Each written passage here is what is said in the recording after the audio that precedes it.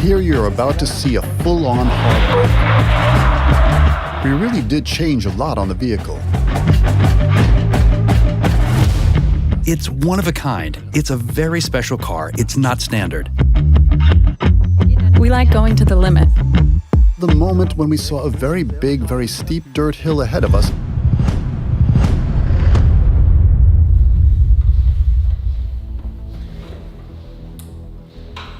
we really did change a lot on the vehicle. The front hood, the roof, and the doors are from the base model.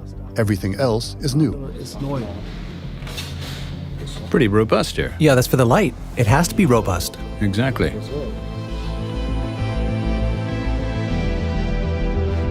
On the front apron, we have two color combinations that will be visible. The bottom part will be made entirely of exposed carbon. It's manufactured using the pre-peg process, which gives the component a very attractive color contrast as well.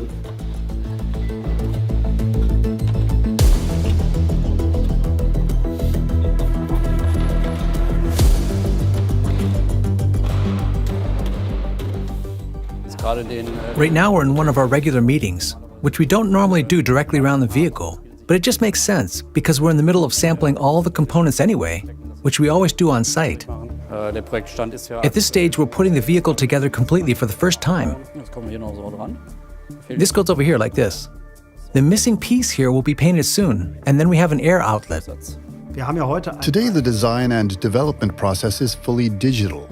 Of course, we've previously seen the vehicle in VR, in virtual reality. We can walk around it. Nowadays, you can get a really good grasp of everything with modern technology. But when you stand in front of a car like this for the first time in real life, even if the fenders are still in bare carbon, not painted, and still have traces of sanding, you start to realize how mature the final look will be. Where that crease is now, it goes straight down. The extra width is about 30. It somehow seems wider than... You have to see the front. It's more than 60 millimeters wider than the standard 911 Turbo S, which already has a sturdy appearance, so it's really wide.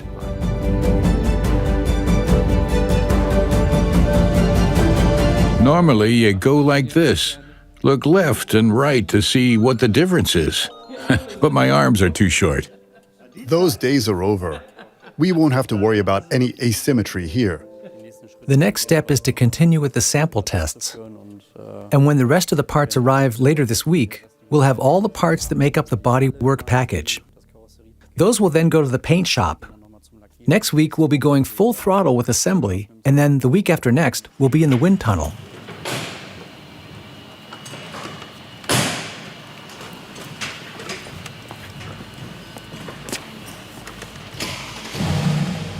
The prototype needs to be more or less fully developed, fully produced, and then all the testing equipment needs to be installed. We have the measuring equipment we need for all the parameters we want to measure on this test track. The braking conditions, acceleration issues, etc. That has to be installed. Then it's really exciting to finally see the vehicle in motion, this battleship.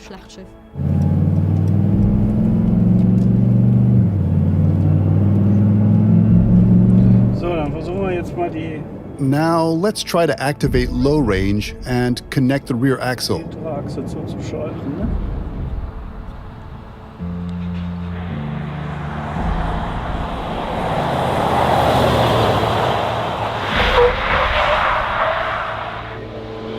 I hit the brakes earlier with the damper, just on the hard setting, with 2 amps on the valves. That felt better to me.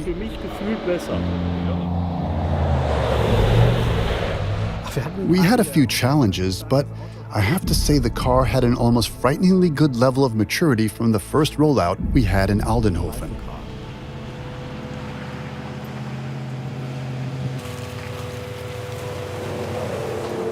And? Nice. Real nice. Real nice. There, I turn twice and it starts regulating right when you think it should. At that exact moment.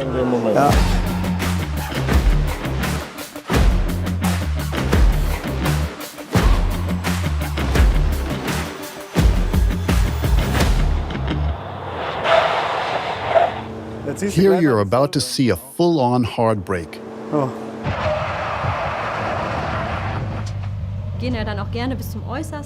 We like going to the limit. And when grown men turn into little boys and push things to the extreme, where the vehicle will probably never end up in real life.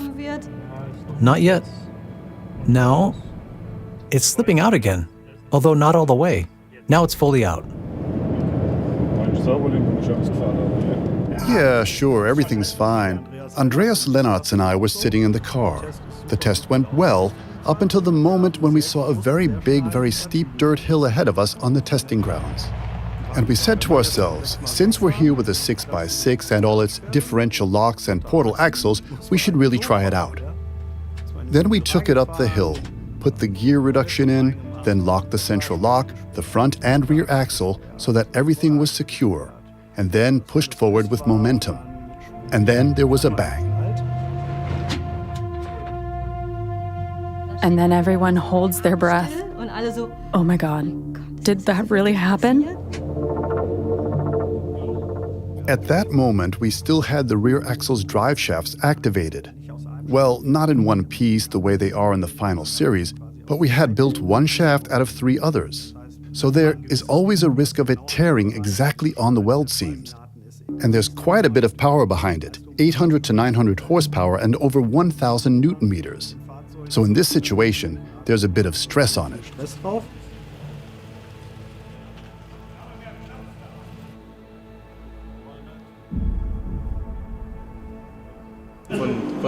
From the flange over there to there, that's a friction welded prototype shaft. We broke it. No, up until now we had a really good rollout. And then you get overzealous. No, that may be a strong word.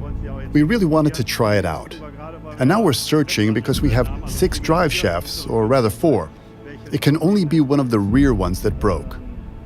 I think we'll find it soon. Yeah. Then our LOP list, our list of open points, slowly fills up because you realize it's rattling somewhere. Something isn't regulating properly. A signal isn't appearing clearly. There's some implausibility, such as a drive shaft tearing, a brake pedal is too soft. And then it all has to be taken care of. So you actually assemble a list of tasks that you successively work through, and you go from test to test. Through testing and driving, the car eventually gains more and more maturity and is ultimately developed to the point that it's ready for the customer. How do we build an SL exactly the way Bodo Buschmann would have built it? Bodo Buschmann cars were always black. What would have happened if we had handed him the keys and said, "Here, we have something for you"? Anyone who's been here at the company for a while will remember Bodo Buschmann arriving in its R129 SL, based back then on the 600 SL, which later became the SL 600 with Brabus mono black 2 wheels painted matte black. You heard Vaya con Dios coming from the stereo system, on CD back then. Azzaro fragrance in the air, one of his favorites at the time. The top was down, Carrera sunglasses on, and that's how he arrived at work in the morning.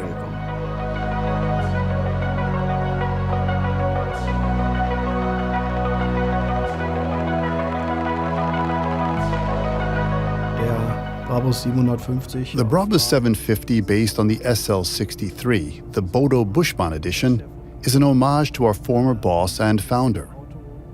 It's a car that's been built the way we're sure he would have wanted it for himself. I'll roughly tape these parts to the apron with duct tape so they stay in place. The first test fitting of our exterior components is always an exciting moment. That's when you can see whether the parts really fit well, the way we want them to, and the way our customers naturally expect. The difficulty here is that we often work with very stiff carbon fiber components that we then place on standard front or rear aprons, which are made using injection molding and are therefore much more flexible, much more compliant. That means our components have to fit extremely well on these very soft parts without any visible transitions. It's always kind of scary, I would say, because The carbon fiber is so stiff, it doesn't give at all. You can't try to push it or force it into a shape it doesn't want to take. And then to get it to sit cleanly on this soft substructure is pretty tricky. Das sauber sitzt ist ein ziemlich aufregendes Thema.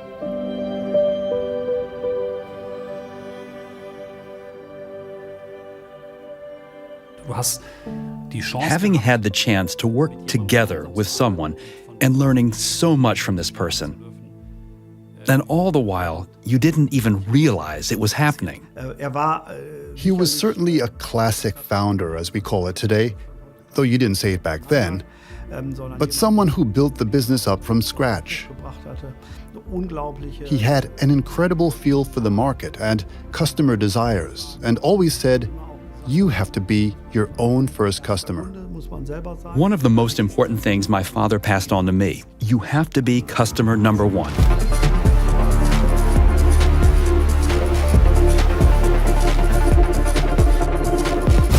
What we make are luxury products. And with luxury products, it's always about, what do they do for the driver? What does the car do for you? How much does it excite you when you sit in it and drive? When you accelerate, hit the brakes, or go into curves? And at the same time, there's the question, how do you appear to those around you in this car?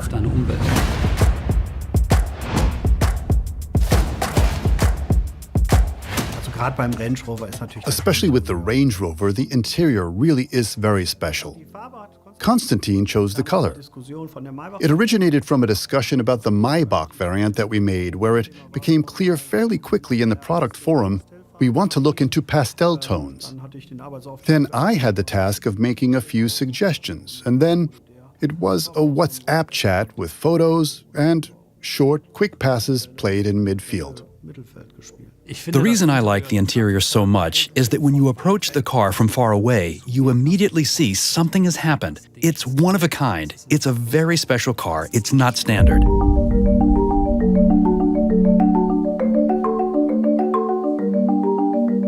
Designing a leather interior is still a very manual process.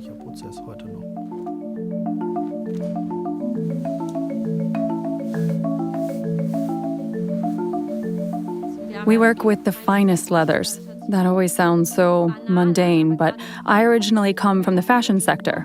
I know how high the expectations for leather and other materials are because there are so many significant differences.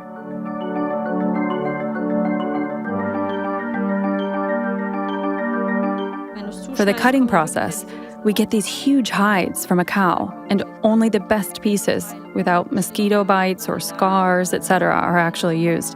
It is really high-level work.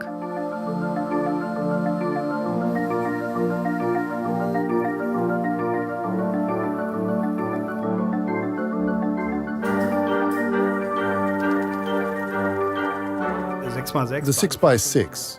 Both vehicles are fitted out as masterpieces, obviously, as nothing else would make sense for such expensive vehicles. All surfaces are leathered, including the floor.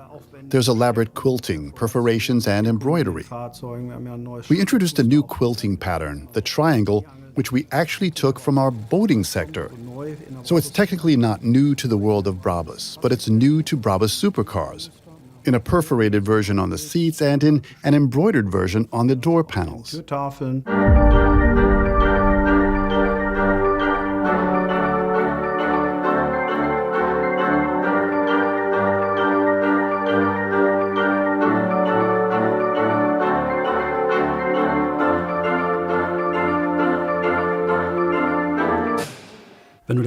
When you look at how much money we spend to get a car like this up and running over a long period of time, in this case, just under 3 years, I start to notice a lot of pressure developing on many levels, because we have to get the process paid for as a company, because we need the right people in the right place at the right time, and all these individual steps in development need to be coordinated. You want to glue one on too? What should we let Cedric glue on? Should I take the camera? You know where they're supposed to go, right? Here? Like this? Careful, don't push it like that or you'll smear glue all over. First, you slide it in and then you try to push it down.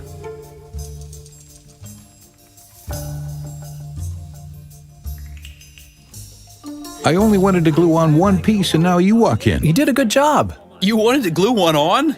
You sure you can do it? Yeah, sure. On the one side, it's my job to always keep an eye on vehicle development and ask, is everything running? Will we get it paid for? Are there any roadblocks? Do we have to make changes somewhere? And at the same time, it's also my role to give the team positive energy, drive and passion, always signaling that we're up to the task. We can do this.